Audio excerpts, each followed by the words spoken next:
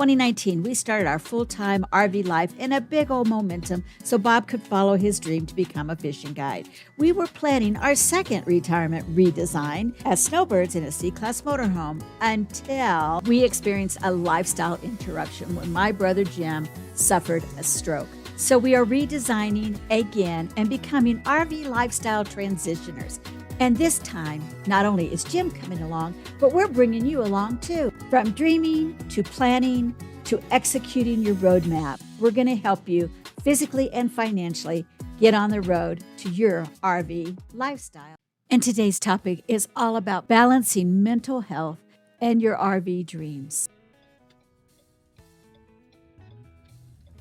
So today I'm going to be probably more transparent with you than I ever have about what life is really like right now in this transition that we're dealing with.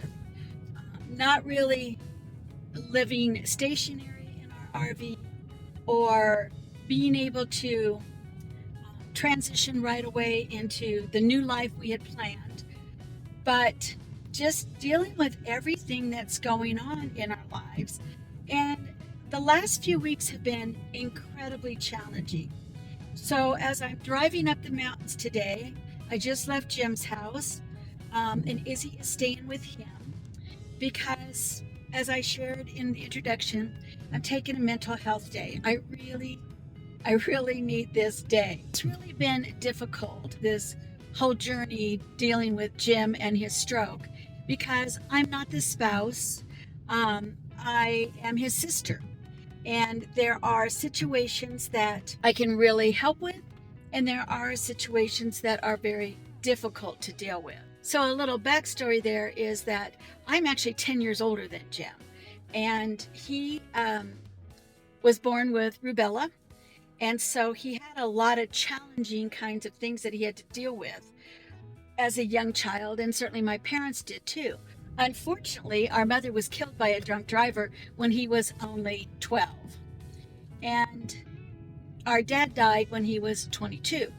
So Bob and I had been married for a while then, and we were able to, really function as his extended family. So now the challenges that he has as a stroke victim are exasperated by the residual impact of his rubella as an infant. While he is physically mending pretty well, actually, better than some cases and certainly quicker than some cases, the mental abilities he has are not keeping up with that physical ability.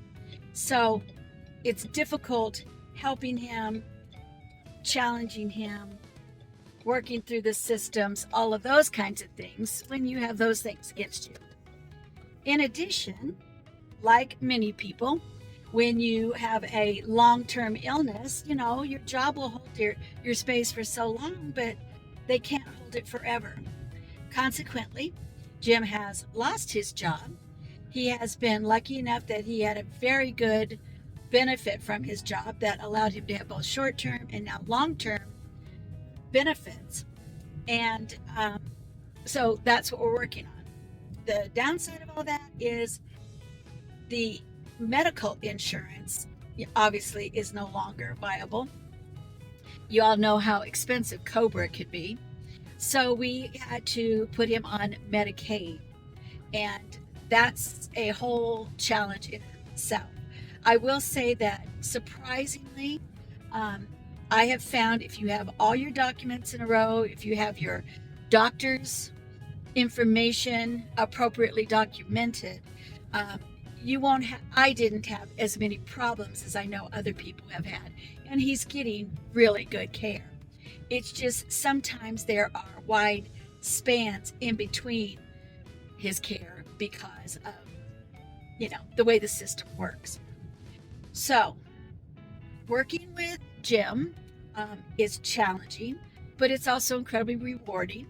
He is my baby brother, and when he makes these milestones and good steps forward, it is a celebration for all of us.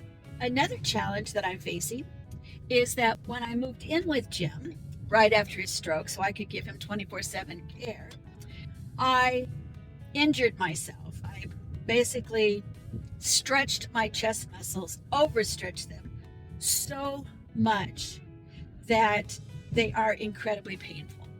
That means I can't lift things. I can't bend over and pick some things up. And this is the time of year that Bob's availability is very limited because it's fishing season. And we need financially for him to be out there fishing during these few months where he makes the money that we use throughout the year for a variety of things. And to top all that off, yesterday, Izzy jumped off my bed and she injured her back above the hindquarters. This is not the first time she's done that. This is actually the second time. And the first time she was on a lot of medication and a lot of pain relievers. This morning, I gave her a little bit of pain medicine last night. And this morning, she was able to get up and move around. She needed to stretch a little bit, but she was able to move around pretty well. So I don't feel like this is going to be as long of a recuperation, but it's one of the reasons why I decided not to take her up to the mountains with me today. The hard part of that is even still, she wants me to carry her around. And how do you say no to those puppy eyes? But on the other hand, with my injury, I just can't pick her up. So on top of mentally challenging, with all of the paperwork and doctor's appointments and scheduling, and not only for Jim, but for our home too. Now we have these injuries on top of that and a puppy that wants to be on my lap 24/7. So between caregiving, my own pain, and puppy drama, I just have really felt like this weight has been piling up on my shoulders and I really needed some time to decompress. Have you ever felt like that? Do you sometimes have whole weeks like that, like I did?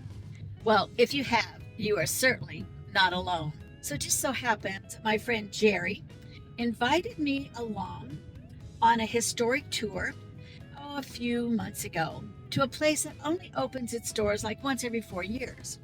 So we made the date and we decided that not only were we going to do the tour, after the tour we would go out to lunch together. And whether you believe in things that are pre-planned or serendipity, today's the day that this is going to happen. So my mental health day was basically planned out for me. And I am really looking forward to it. So we've left the east side of Colorado Springs where Jim lives.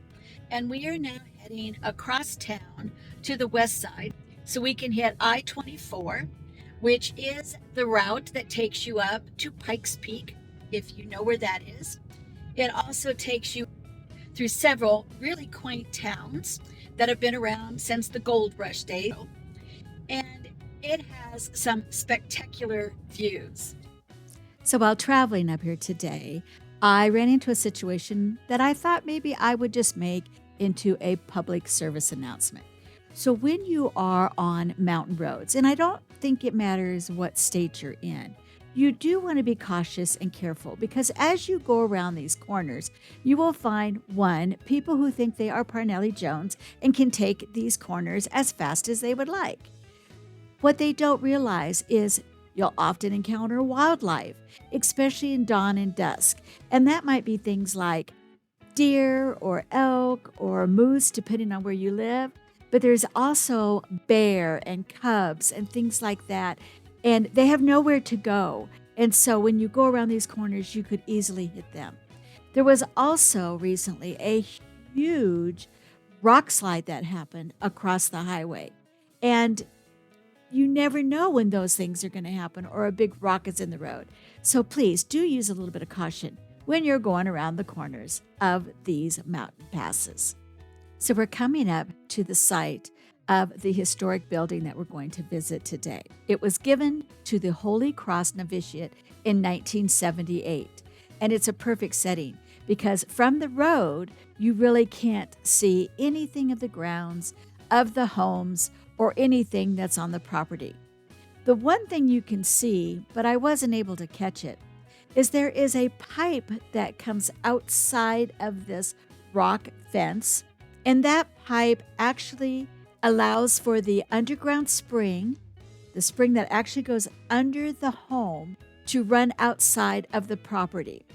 In the old days, when they had steam-driven cars, the steam-driven cars would actually stop by there and use that water to cool their engines.